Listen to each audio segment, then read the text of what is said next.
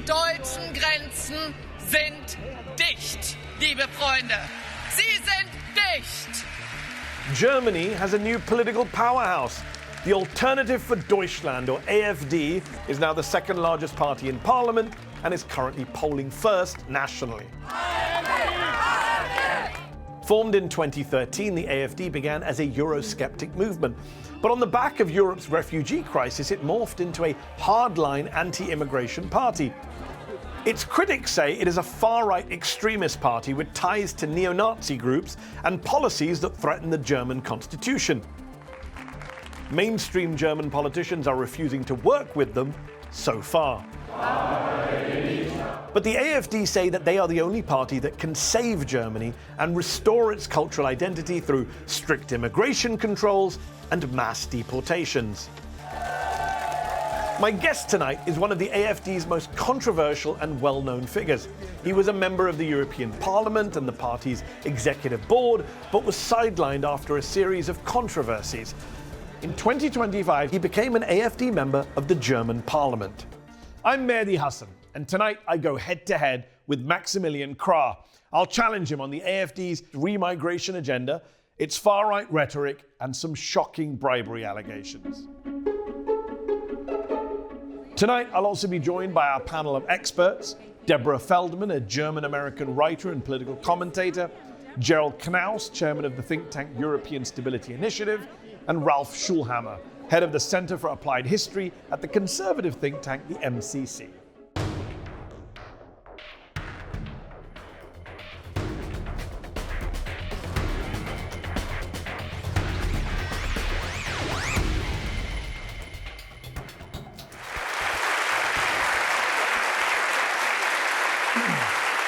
Welcome to Head to Head.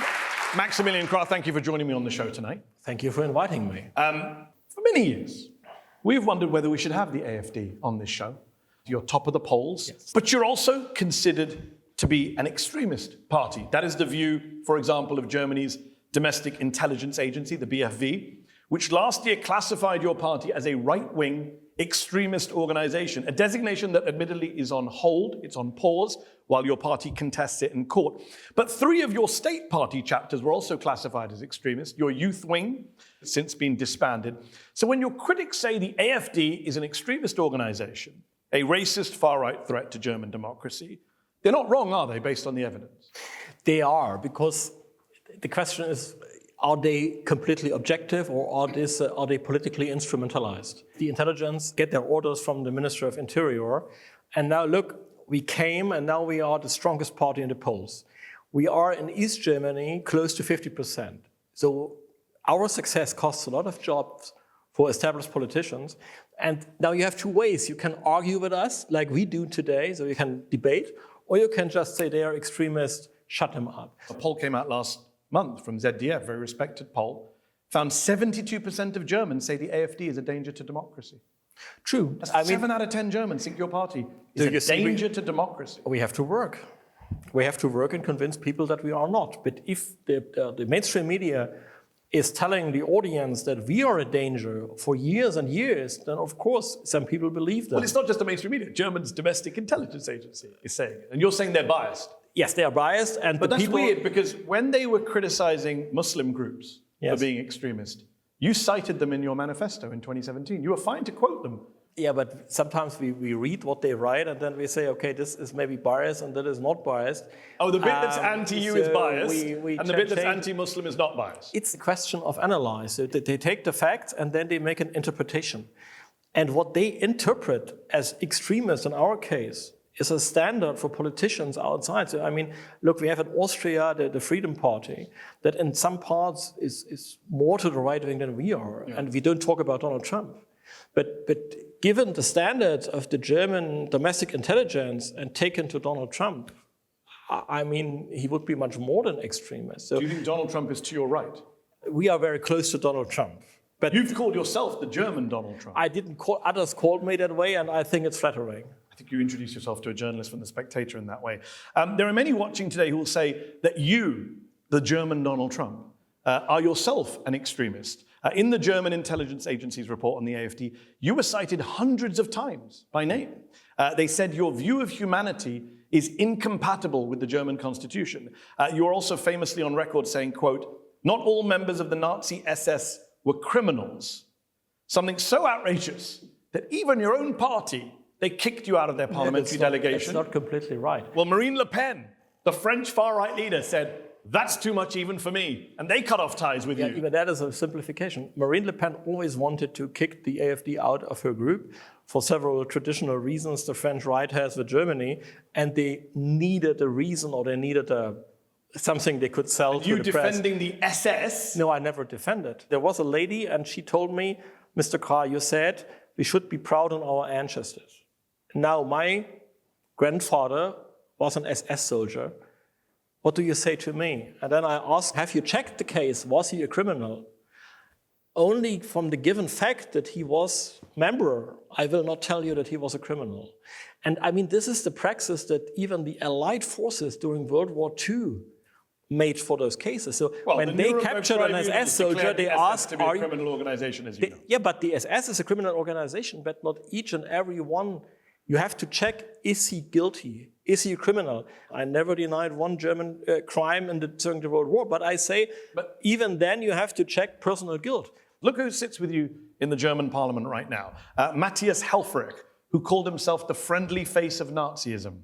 Dario Seifert, he was a former member of a neo-Nazi group that's blacklisted by the AfD. Is he a member of the parliament or is he an employee? Dario Seifert.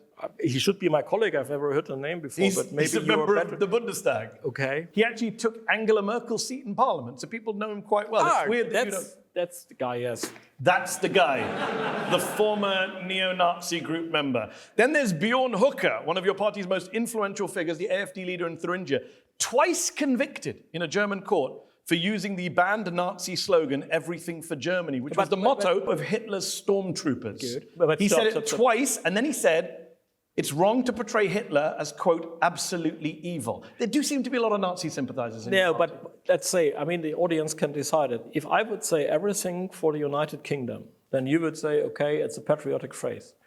I was always interested in history. I didn't know that this was a special Nazi slogan. And he said... Well, he did. He's a history teacher. Maybe. I would say we have a problem with free speech. The phrase, everything for Germany, was used much But often is this a much free before. Speech issue, or is this an issue that there's a lot of people in your party who like to play footsie with Nazis or with the Nazi period of history? Maybe it sounds that way, but it's not the fact. I wouldn't say that this is typical. Look, we talk about immigration, we talk about demographics, we talk about economic development. And then, okay, the party is now more than 10 years old, and you will find such examples which I don't like. Those are bad examples. But you cannot judge a party by such isolated facts. You have to make a whole... I mentioned two members of parliament, one of whom you conveniently hadn't heard of, and the most influential state leader of your party, Bjorn Hooker. No, not the most influential. Come on. Bjorn Hooker Thuringia is a very small state. He's seen as one of the most influential... In fact, he sees himself maybe. In fact, Alice Weidel was asked, would you make him a minister? And she said yes. So we're looking at a future government minister as well, saying this stuff. I tell you that he will not become part of the government. How do you know that? Alice Weidel said she could be. Yeah, he said she can imagine, but what shall you do? Imagine you're in a TV studio and they ask you after a member of your own party, then you don't begin to split your own party. One of the biggest criticisms of your party's platform is the focus on what's called remigration, of getting rid of immigrants, which is a far-right concept coined by an Austrian extremist ally of your party who once stuck a swastika on a synagogue. It was in your party manifesto, the word remigration, last year. You have recently distanced yourself from it, I believe, having once been a champion of it. No, I've never been a champion of it. I have made clear that I don't like that the concept is completely unacceptable. My own wife is from Slovakia, so she is an immigrant.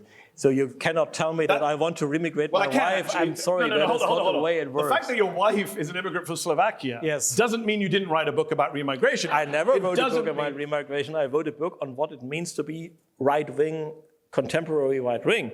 The book on remigration was written by an Austrian, Mr. Zellner. He came up with the concept, and you endorsed it and pushed it. I just watched an interview with you this afternoon, where you talked to the interviewer, 2023 interview, only 3 years ago. Yeah. You said we should do it. We could give the right incentives. We should be doing remigration. But not to people who are nationalized.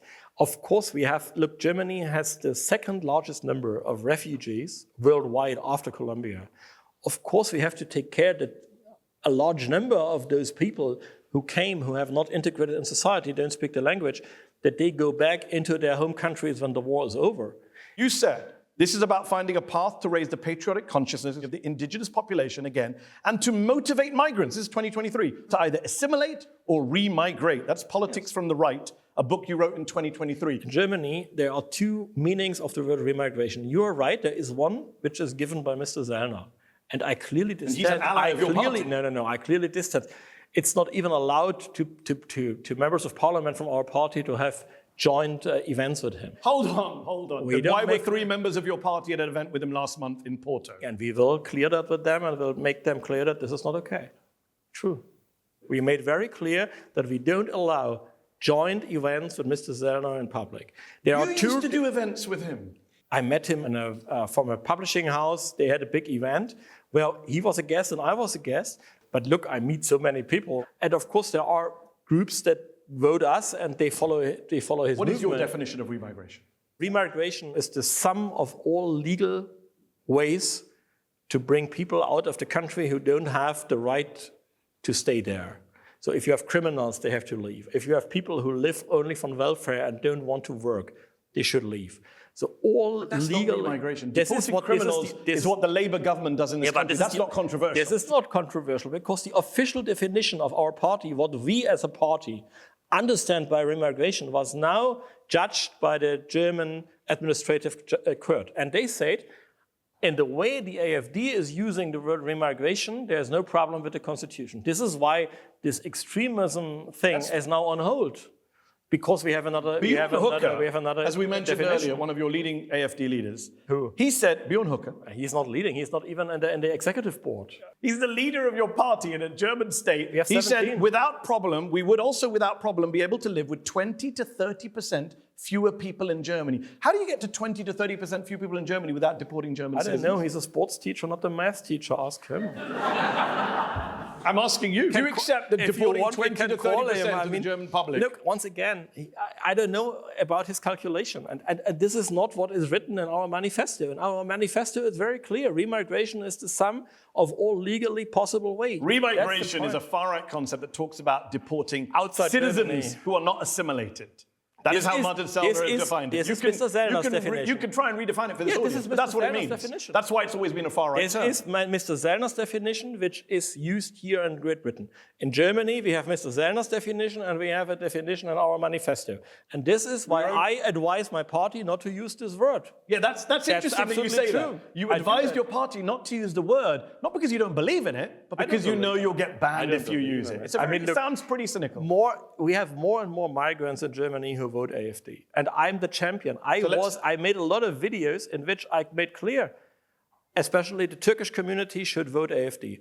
The former Soviet community is already with us. So let's talk about those immigrants. Why does your party leader, Alice Weidel, distinguish between Germans and passport Germans, she says? People who acquired German citizenship, weren't born with it. Will there be two classes? How many years ago? Will there be two classes? How many years ago? She said it in 2019. Yeah, this is 7 years ago. And then never since. Let me finish. Never since. Let me finish. Then in August 2025, last year, she was asked about it and she defended the use of passport Germans in an interview with Welt. Okay. So I only know the old thing. Okay, Mrs. Weidel, her wife is from Sri Lanka. Yeah. You will really tell me that the party leader who has a wife from Sri Lanka has a racist view on the world? I mean, come on, that's bullshit. When you have a wife from Sri Lanka who looks like Sri Lanka, then you are not a racist. Okay. It's obvious. That's what you think racism comes down to. Yeah, but I mean, whether you have friends or family who are non-white. Obvious. Really? This is the way. I mean, this is the typical accusation we are fighting against. Why did you say last year the equality of citizens based solely on a piece of paper that one holds is the founding myth of the modern state? Because it is the way.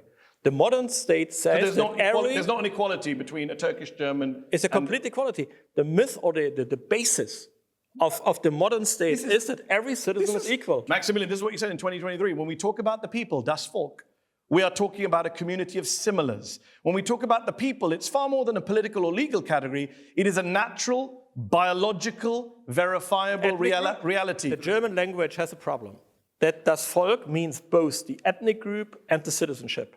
Why did you say it is not a social contract? It is something that is in the genes. In the ethnic Do you understand why people worry when German politicians start talking about the genes? We are not Sidney Sweeney, but the point is very easy. You have ethnic group and you have the citizenship. You mentioned a lot of migrants are voting for the AfD. Let's talk about Muslim Germans, a lot of Muslims in Germany. Yeah, Turks, for instance. You have said that Islam belongs in Saudi Arabia, not Germany. And the 2026 manifesto for the state of Saxony-Anhalt, this year's big election, calls Islam a culturally alien religion. Islam does not belong to Germany. You know who used similar rhetoric about a religious minority in Germany back in the 1930s? Please don't bring now Hitler. Why? Everyone wants to bring Hitler when there is a problem in Germany. It sounds to me like exactly how the Nazis spoke about Jews. No. I could point to you if you want. I say Turkish Germans shall vote for AfD. I mean, what religion usually Turks have? The Jews are not German. They are an alien people in our midst. That was Hitler's words. How is that different to the AfD manifesto? Islam is a culturally alien religion, does not belong to Germany. Where is it from? Is it a state level? It is the Saxony-Anhalt manifesto for this year from the AfD. Are you going to disown this as well? But this year is no election in Saxony. This is the 2026 manifesto. I'm reading from it now. My constituency is in Saxony. I should know my manifesto, and I know that there is no election this year. Saxony-Anhalt election, September 2026. Saxony-Anhalt, this is another... Okay. I think everyone here heard me say Saxony-Anhalt. It's another state. Multiple times. We have many states in Germany, and I'm not able to. Can we focus on the issue here? Hitler said the Jews were not part of Germany; they were alien religion. This is what the AfD is saying about Muslims today. Not really. The point is, we invite every German citizen to be part of it. We have, meanwhile, an organization that is called Migrants Within the AfD, which are very influential. The Kurds say, okay, we are not an extremist party anymore. Of course, our critics always bring points, even mistakes we made. Mistakes we made. Maximilian. The AfD wrote this manifesto saying Islam does not belong in Germany. But I can tell you, do you agree with that sentence, that Islam does not belong in Germany? The manifesto was written by a scholar who speaks fluent Arabic, has a highly appreciation of Islamic culture and Islamic people. That it doesn't matter whether you have Muslim friends or you're married to Sri Lankans, racism is racism. These statements are racist. Let's go to our panel here, who are waiting patiently. I'm joined by Gerald Knaus, chairman of the Berlin-based think tank, the European Stability Initiative. You heard us talking a lot about remigration. Maximilian says we've misunderstood it all. It just means deporting criminals. What's your response to that? If the AfD is found to use Martin Sellner's term remigration, it can be brought to the Constitutional Court and be closed down. So it's very important for the AfD in its manifesto to write exactly the words that they were advised by lawyers. Maximilian Krah knows as a lawyer how dangerous it is for the AfD. So he's warned about it. Since January this year, AfD has continuously met Martin Sellner, inviting him to Thuringia, to the Landtag. Björn Höcke, whose party really this has become. Alice Weidel tried to kick him out once. She was unable. His party in Thuringia has invited Martin Sellner. Martin Sellner has made events in Brandenburg, where another AfD active politician, who's just been also in Portugal, has said Germany would do well with 20 million less people. And what the party in Sachsen-Anhalt is saying here is based on the most toxic myth in German, European, and Western politics today, the idea that there is a great replacement that needs to be reversed because it's an existential threat. I've lived in the Balkans in the 1990s. I've lived in Sarajevo. I've seen, after the Cold War, in Europe, how these kinds of ideas have led to ethnic cleansing, expulsions, and in the end, the genocide in Srebrenica. And when political parties talk like this, we need to be very, very careful because it's serious. Before I let Maximilian come back in, let me bring in some other panelists here. I'm also joined by Ralph Schoellhammer, head of the Center for Applied History at the MCC, a conservative think tank in Budapest. Ralph, what's your response to what you heard from Gerald and from Maximilian about remigration, ethnic cleansing, Islamophobia in Saxony-Anhalt? I mean, I can give you easily a handful of quotes from the National Socialist Economic Program, and you will find people on the American and European left and also on the right who would agree with it. So it's a little bit of a gotcha game. But secondly, the term remigration was coined as the description of Jews after World War II going back to the countries they fled from. That is the historic origin of the term. And by the way, remigration is happening as we speak. Germany is now the country with the second largest refugee population. The reason why it's no longer Iran and Turkey, that they no longer have a larger population than Germany, is because people are leaving Iran back to Afghanistan, 2.2 million, and people are leaving Turkey back to Syria. Do you believe that German citizens should be quote-unquote remigrated? No, but when Alice Weidel speaks about passport Germans, I think we have to keep in mind how did naturalization laws change in Germany over the last couple of years. There was a term not coined by me, by the German government, so-called turbo naturalization. So they created quotas. I think in Berlin it was 40,000. That is, that 40,000 people every year need to get citizenship. So this was no longer tied to people integrate, they learn the language, they become part of society. That we need to meet a number, therefore they have to become citizens. Gerald is shaking his head. Is that correct? Incorrect? Do you agree? Well, no, it's incorrect. The German law is very clear. The turbo naturalization citizenship was for some people extremely qualified, the Japanese or the Indian engineer who is in the country and who after 3 years should get it. Very few people got it. What we have in Germany is a system where after 5 years, and a lot of refugees came more than 5 years ago, there are some conditions as well. But the reality is that Germany has had a lot of refugees who've been given protection. I need to bring in Deborah, who's been waiting patiently. Deborah Feldman is a German-American writer, political commentator. The AfD is soaring in the polls. They may secure their first state premiership in Saxony-Anhalt in September. Thank you. Thank you. As an immigrant and a Jewish woman living in Berlin, how concerned are you about the rise of the AfD in Germany? Well, I'm a passport German, but I got my passport on the basis of my Jewish great-grandfather, who was actually the son of an ethnic German Catholic who had an illegitimate child with a Jewish woman. As a result of this, he was expelled from the German Volk. So in a sense, I'm a product of what Mr. Krah has referred to as mixed culture. I already feel uncomfortable in Germany before the AfD is in power because I am a progressive and anti-Zionist Jew.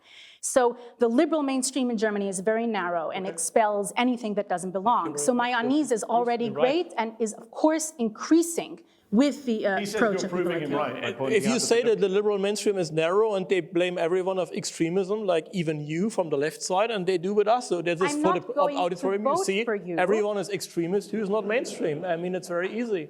What do you make of Maximilian's position that remigration now is not the definition? He's not a fan of the concept. Do you buy that? You've very openly said that you understand it is not strategic to maintain these convictions publicly, and I understand you want to bring your party into the mainstream. You would like to have access to the power that the mainstream now has access to. What you've said about Jews in Germany is the Israelis are great because they're ethno-nationalists defending their borders. The current Jews in Germany have nothing to contribute, and most of the Jews are left and basically communist. That is your ideological answer. Let Maximilian briefly respond. I was the last. I mean, if you have seen my Instagram last weekend, you are so well prepared. Have you read the comments on your Instagram? Let him make a point. Last weekend, I was at a wedding on the Côte d'Azur where my good German Jewish friend Yotam, who got the German passport the same way like you because his great-grandmother came from Germany and he had to leave because of the Nazis. He came back and became German. He married his German bride. So, and now you tell me I have something against Jews in Germany. That's complete nonsense. You said earlier you want more migrants voting for the AfD, more Turkey. Do you think there are too many Muslims in Germany? I look after the different groups that come. And I that was a very simple question that you couldn't answer. If I ask a Turk, do you want to have more Syrians? Then he said, of course not. If I ask him, what about your Turkish cousin? Of course, yes. That's great, but so to say we're not asking the Turkish or Syrians. I'm asking you, Maximilian Krah. I don't like the phrase that we put all the Muslims in one basket. Do you think there are too many Muslims in Germany? From today, I don't know what's going on up there. It's a very simple question. Are you thinking of the political? Are you worried what your base is going to say? Do you think there are too many Muslims in Germany? If I would now get the answer, can we take young people from Tehran to Germany who are formerly Muslim? I would say you're yes, a politician, but you answer a question with a question, but I will ask it again. I don't want to Do you think there are too many Muslims in Germany? Which kind of Muslims? You tell me. I have no problem if you say we have now 10,000 young people from Tehran in Iran who come to Germany for study and having no problem with them. I don't want to have 10,000 Somalis. Okay? It's a difference. You don't like Somalis? I know the data, and I know that how Somalis perform in Western countries, and I know how Iranians perform in Western countries. Both are Muslims. Do I have a problem with Iranian Muslims? No, I don't have. Do I have a problem with Somali Muslims in Western countries? Obviously, I have. So I'll ask you one last time. Do you think there are too many Muslims in Germany? I think the question can't be answered because there are not. You cannot put all Muslims in one basket. I think that is not correct to say that. Let's end on a point of agreement. We shouldn't put Muslims in one basket. Of course not. Yes, so you should chat to your friends distinguish. in Saxony-Anhalt. I will tell him your regards. We will take a break there. That is the end of part one of Head to Head. When we come back, we're going to talk about some of the AfD's foreign policy controversies. Don't go away. Coming up very soon.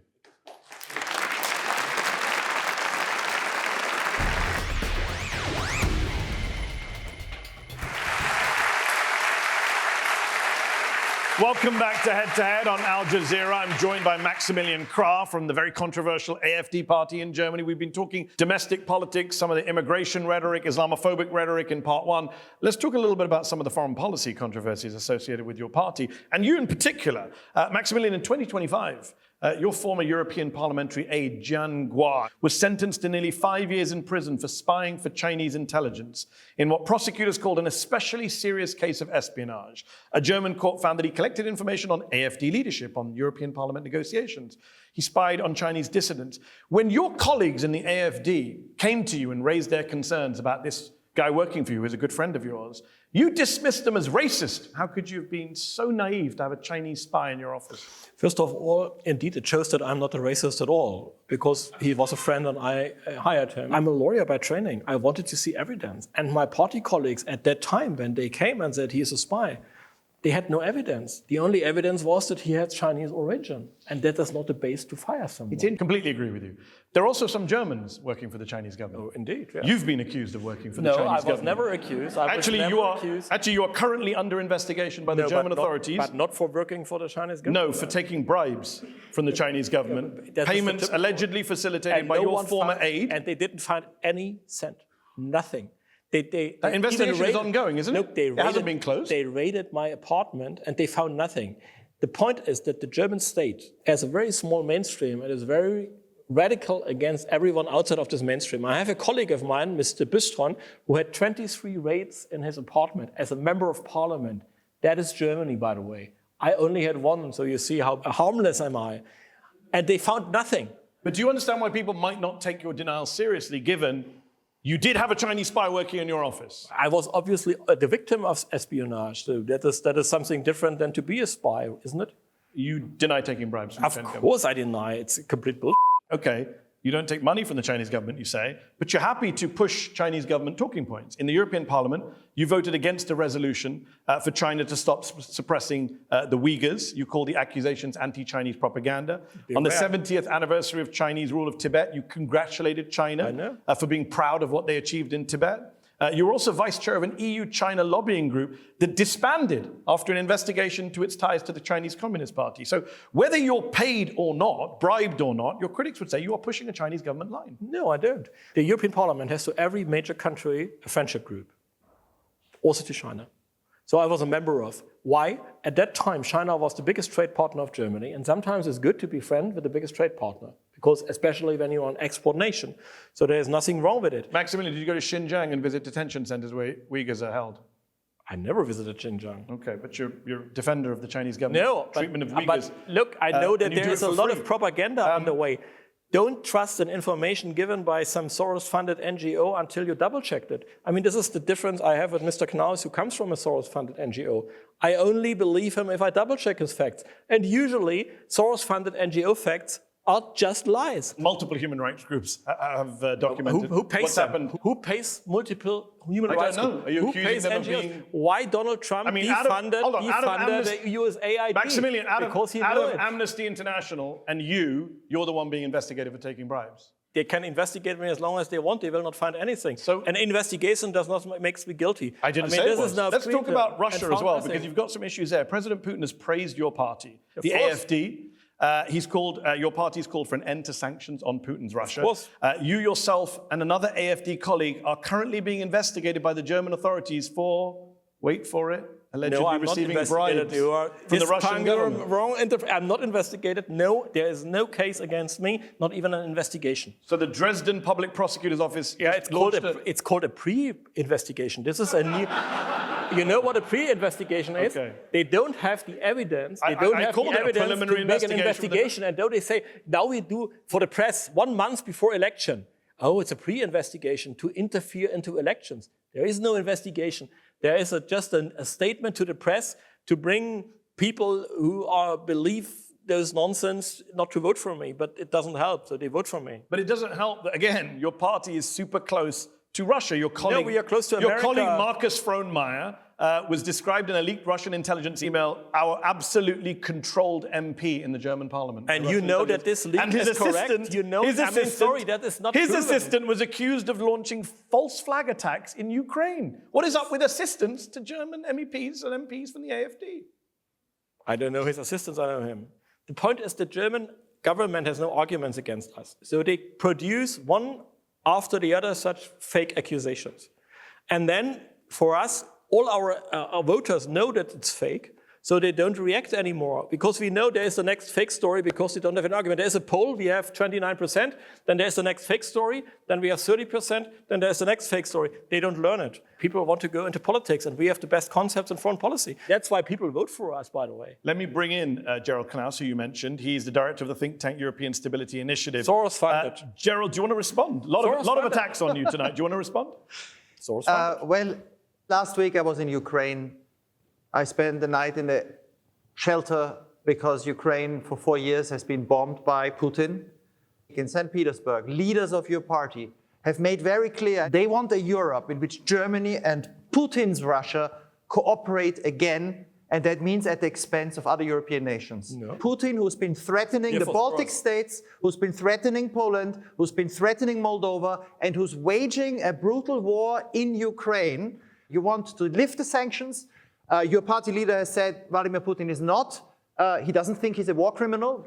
For other European nations that have for the last 80 years relied on Germany to be a pillar of the European structure of peace, to see your party come close to power in that country that justifies the methods of Vladimir Putin means that very soon Danes, Poles, Baltics, Belgians and other Europeans need to be afraid, because your approach is that a man who uses force to change borders, that a man who denies the nationality is an ally. Let me just put a direct question. Do you see Vladimir Putin as an ally? Not as an ally. How do you see him? He's the president of Russia. Okay.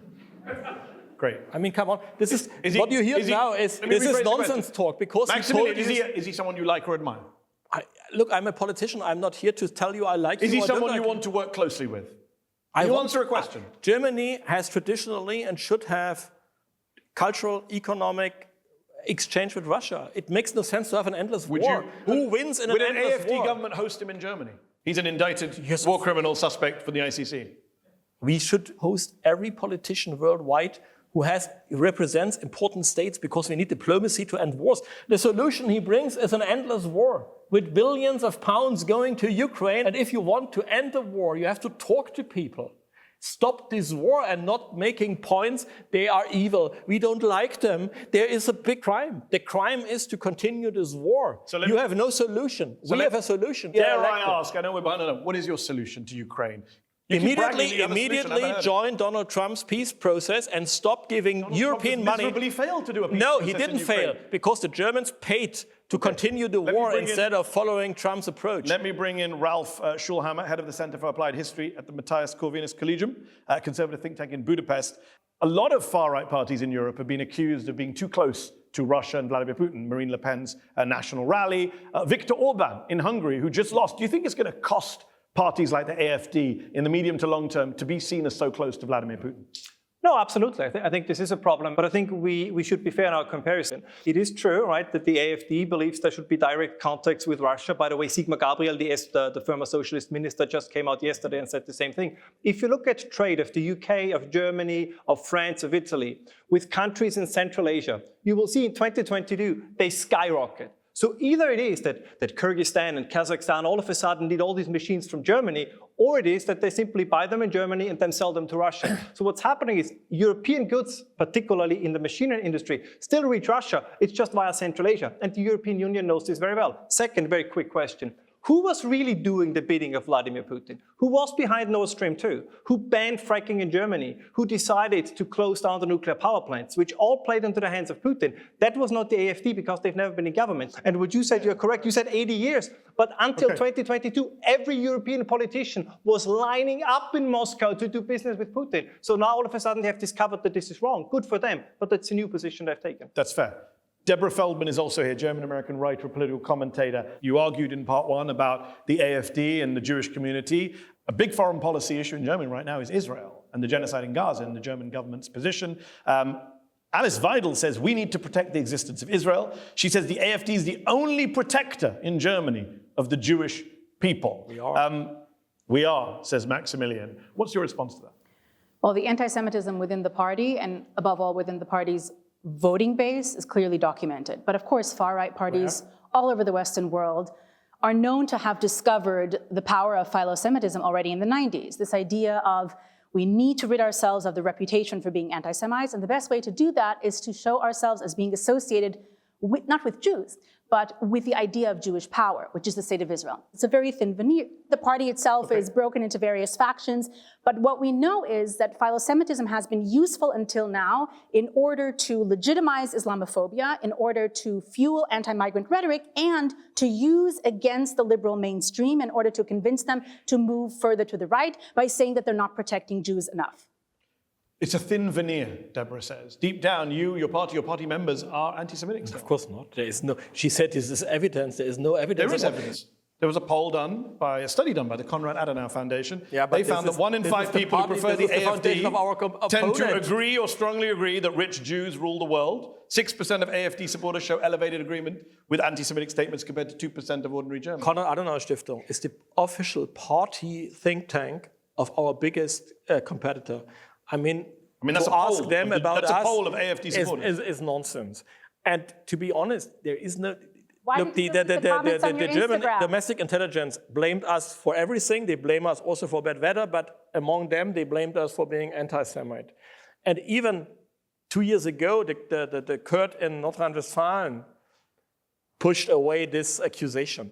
So it's nonsense. You don't think Jewish communities in Germany face a threat from far-right Germans? No, they don't face a threat from far-right Germans. There is not one attack against the Jewish community in Germany. I'm sorry, they blame. So according to far-IS data, this federal government data, anti-Semitic violence has surged in Germany in recent years, with far-right Germans responsible for 3 times as many incidents as Islamists.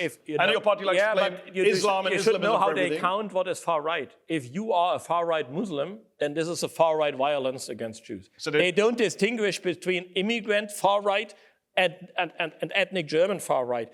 All those data from German official authorities that are concerning us are usually nonsense. 3 to 1, far-right against Islamists. That's what the official data says. This is why no German believes them. I give you evidence, and then you say it's all a conspiracy against the AfD. No German believes those numbers anymore because they know it's wrong. Actually, 72% of Germans, as we discussed at the top of the show, think your party's a danger to democracy. You accepted that they believed the data. You can't have it both ways. You're not the strongest party. And you're the strongest party in a country that is a multi-party democracy. You're at less than 30% nationally. Let's go to our audience who have been waiting patiently here in Conway Hall. If you have a question, do raise your hands. Wait for the microphone to come to you. There's around 12,000 Syrian doctors in Germany, which makes them the largest group of healthcare professionals in the country. Many of them work in remote areas like East Germany. And I'm wondering, how will you prevent the collapse of the healthcare system if you deport these Syrians? We don't deport doctors. It's very easy. I thought the AfD is very keen on repatriating Syrian refugees. 6,000 are naturalized, right? So it's absolutely clear that we don't repatriate naturalized persons. So we talk about 6,000 that are not naturalized yet, right? And when they are doctors and they are integrated and they have a job in a hospital. So hold on, you think Syrian doctors are doing a great job helping Germany? Yeah, my brother is a director of a hospital in a rural area. And I talked to him, and he said, we now have 2 Syrian doctors, works fine. Okay, so why have you spent years complaining about Syrian refugees? Complaining about Angela Merkel, complaining about invasions, complaining about great replacement? Because not every Syrian refugee is a doctor. Okay, so you keep the Syrian refugees. You know that most refugees in Germany, 70% work in high-skilled professions. They're not in low-skilled professions. No, that's not true. That is true. 70% of refugees? No. 70% of working refugees who are able to work. Yeah, and 50% are not working and are on welfare. And they cost a lot of money. And many of them are in restrictions. You know that. We have the second highest number of refugees worldwide. What are you going to do when you run out of workers? I know you're very anti-migrant. It's too much. You cannot blame us for to lower the number of people immigration is down in Germany. It's hugely down, and you know this. No, because they don't count the families who come down. They only is down is the immigration is down by almost half. In December, more people left Germany than arrived. Let's go to the gentleman here. Yes, second in. We haven't heard so much about your policy towards the United States and Donald Trump. What is your party's policy to the US? Aren't we entitled to think that you're advocating not the greatness of the German nation, but its subjugation to these global oligarchs and tyrants? Okay, Donald Trump is the most successful example of a right-wing movement changing politics. So obviously, for us, he's an example because we see how he gained power and how he could make a base that could win elections. More, we know that Donald Trump and his administration admires Germany. J.D. Vance made great speeches when the government went after us. Both Marco Rubio and his deputy foreign minister made public statements to defend us. So we see ourselves among all the right-wing parties in Europe as MAGA's greatest ally. And I personally think that Donald Trump is a man who brings the right change into the world, despite all the deficits I see too. You mentioned Trump. One thing I always find about Trump is that he's fine with foreigners abroad. He loves going to Saudi Arabia, the Emirates, China. He loves foreign dictatorships, but he doesn't like immigrants at home. And that seems to be the case with your party as well. No, look, the left is doing endless wars against the whole world. Donald Trump just launched a war against Iran. Iran is a problem, but the right wing tries to have diplomacy. Our approach is not endless war in Ukraine, endless war in Syria, endless war in Afghanistan. Our approach is peace. We don't want to have endless wars. But not in Iran. Iran is, when Iran has begun in February, I'm optimistic that it will end very soon. But you're right, Iran is a sin. Let's go to this gentleman here in the second row. Let's wait for the microphone to come in, and then we'll go to the back. Britain was able to rescue itself from the EU through Brexit.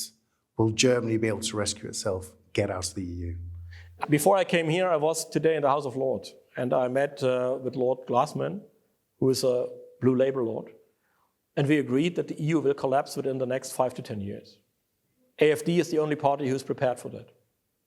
And of course, there will be no EU in 10 years. You think the EU will be gone in 10 years? Bring my word, bring it to the bank.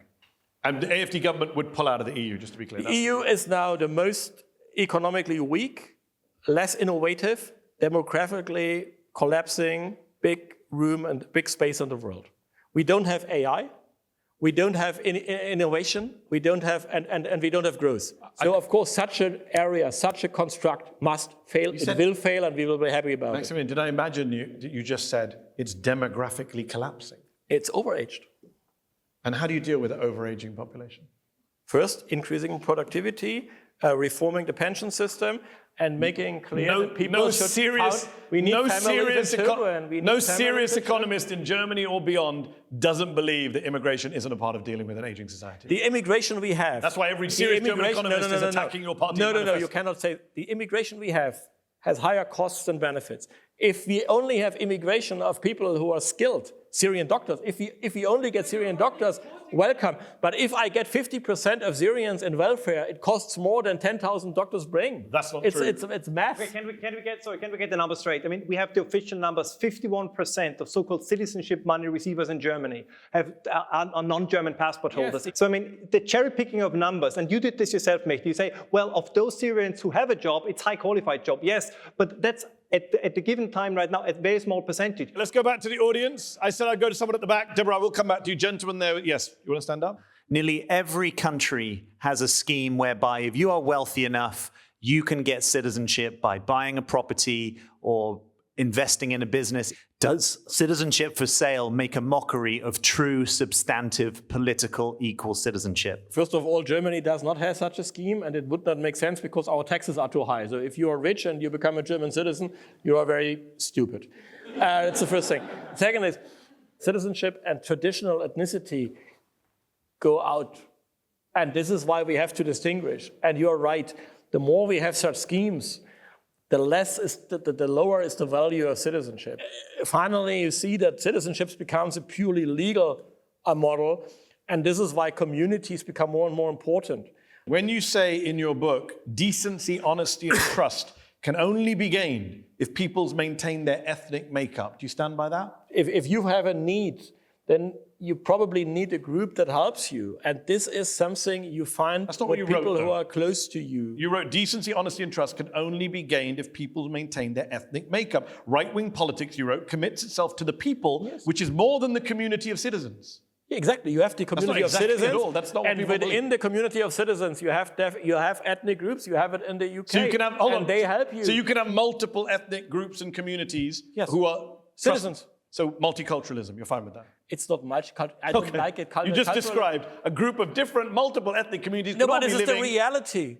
I'm in favor of the reality. You're the one who's trying to take us back in time. This is the reality that is a deep problem. We have people in need, and we have to manage it. So we have to change politics that people have a hope, and they can only get their hope if they have people who help in need. This is the right-wing approach. All this talk about remigration isn't actually about remigration. So when the AfD first came out with this remigration scandal, the mainstream says things like, oh, wait till the AfD finds out that they don't have anyone to clean their toilets. There's an attitude across the board in German society that migrants are here to be an underclass. They're here to perform menial labor. They shouldn't be integrating because then they'll threaten our power, our dominance. What the AfD is suggesting with talk around remigration is a kind of intimidation and a legitimization of techniques designed to keep migrants in Germany in the underclass. That's really what this is about. Remigration is not about remigration. So what have you talked about the first part of this show? I mean, you see how these accusations are simply nonsense. When you say immigration is not about integration into the German cultural community, it's about its destruction. That is very inflammatory rhetoric. Integration means integrate in the community of citizens. Take an example, you come from, I don't know, Turkey, then you should maintain also your language and your ancestors and your traditions. You should not give up everything that makes you human. So a migrant comes into a country and then he keeps, of course, what he has learned at home, but he takes also what he finds in the new place. That's what you support? Yes, he should not. That is literally the definition of multiculturalism. Okay, last question, the gentleman here. Yes, Green, do you want for microphone to come to you? You seem to have quite an incessant focus on ethnic makeup. And I would ask, what purpose does that serve other than perpetuating division amongst the German people? Because people are not purely individual. I give you your dignity and your dependency back by giving you bonds that are independent from the state. The state is not your mommy and your daddy. The state often is hostile to you, but if you have bonds to your family, to people who are close to you, to share the same beliefs and traditions, then you become a strong, independent person with your own dignity. This is the right-wing approach, and this is what I stand for.